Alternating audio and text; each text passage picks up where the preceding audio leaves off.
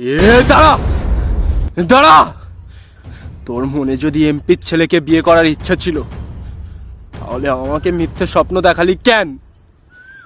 আমার লাইফটাকে নষ্ট করলি কেন? হায় রে বেঈমান,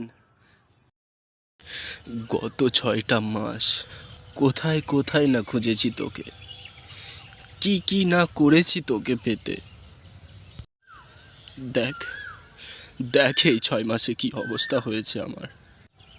আর এতদিন পরে এসে বললি সব কিছু ভুলে যেতে,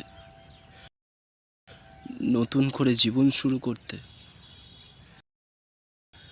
সব কিছু ভুলে যাওয়াটা কি এতটাই সহজ?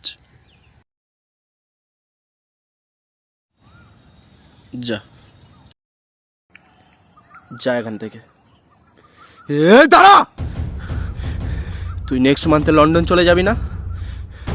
ঠিক আছে, তুই লন্ডন চলে যাওয়ার আগেই তোর থেকে 1000 গুণ সুন্দরী মেয়ে আমি বিয়ে করব।